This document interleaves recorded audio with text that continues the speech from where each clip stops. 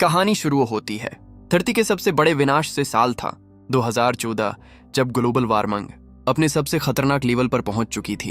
Temperature इतना बढ़ गया था कि पूरी दुनिया आग में झुलसने लगी, समंदर उबलने लगे, पहाड़ पिघलने लगे और सूरज की रोशनी सीधे लोगों की त्वचा जला रही थी।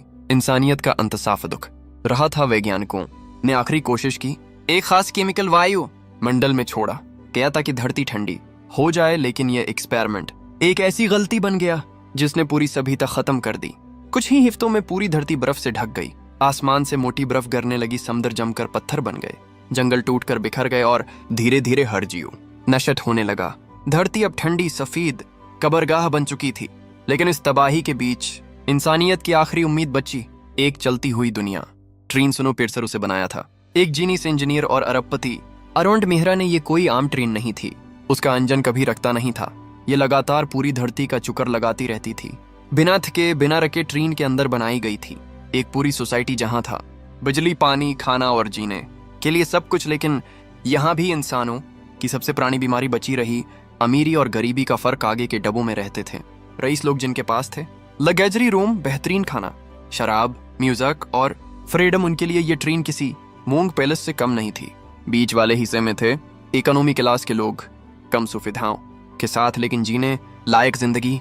और सबसे पीछे था टील सेक्शन, जहां भरे थे वो लोग जिन्हें फ्री में अंदर जगह मिली थी। सुड़ांध, अंधेरे और भौक में घरे यर की दुनिया देखने का हक तक नहीं था। ये हिस्सा किसी चलती हुई झील जैसा था और ट्रेन के सबसे आगे अंजन सेक्शन में रहता था वही आदमी जिसने उसे बनाया था। अब वो खुद को भगवान मानता था। यही है सुनो पेर सिर की कहानी, एक ऐसी ट्रेन जो इंसानियत को बचाने के लिए बनी थी, लेकिन उसी के अंदर इंसानियत धीरे धीरे खत्म हो रही थी। विलफोर्ड इंजन सेक्शन में बैठकर पूरी ट्रेन यानी उस चलती हुई मनी वर्डिट को कंट्रोल करता था।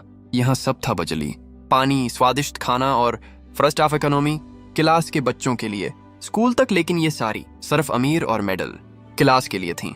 पीछे के टील सेक्शन वालों के लिए बस अंधेरा, गंदगी और वही घिनौना प्रोटीन बार था। ये ट्रेन कभी रखती नहीं थी, दिन रात चलती रहती थी।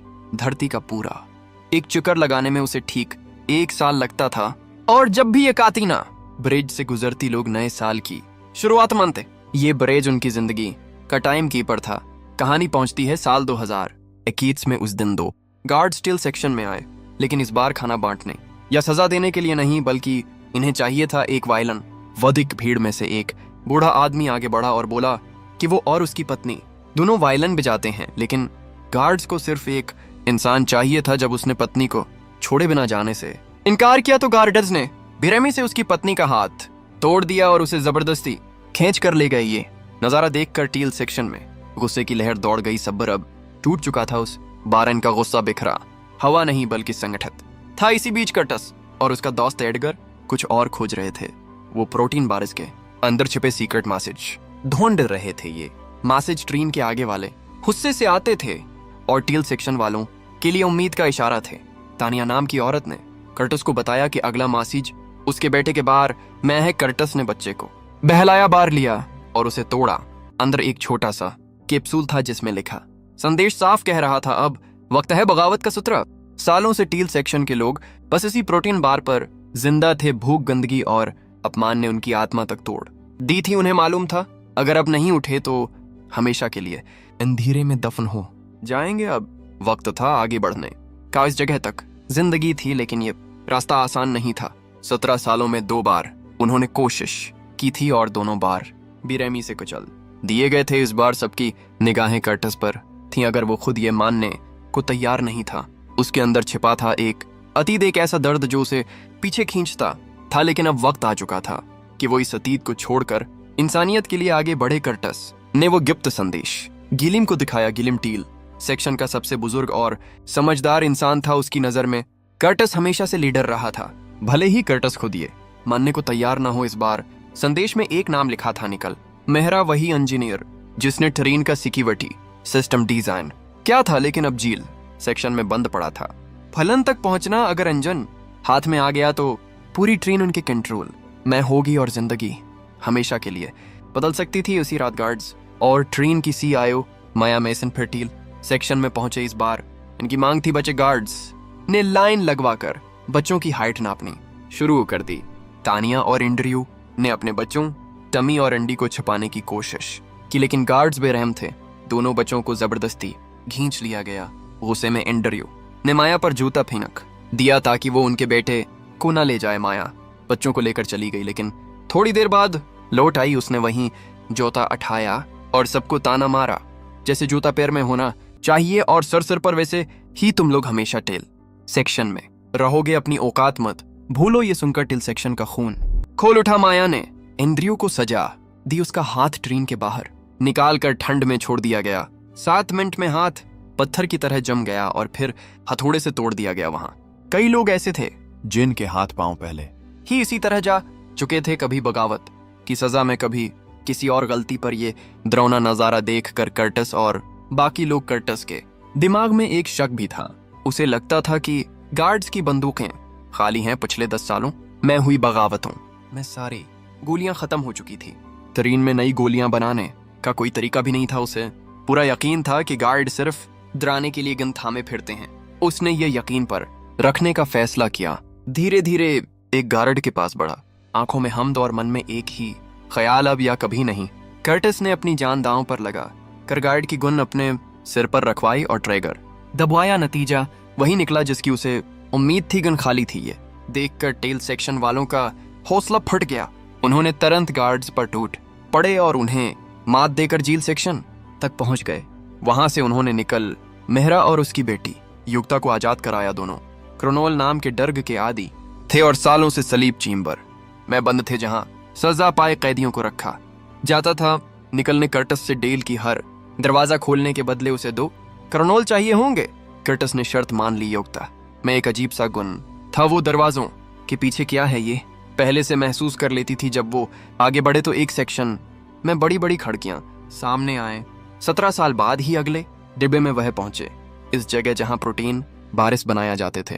कर्टस ने मशीन में झांका और जो देखा उससे उसका दिल दहल गया। बारिश का काकरोच पेश कर बनाए जा रहे थे। उसने ये सच छिपा लिया ताकि लोग टूट ना जाएं। तभी उसे एक और मैसेज मिला। सरफ एक शब्द लिखा था, वाटर।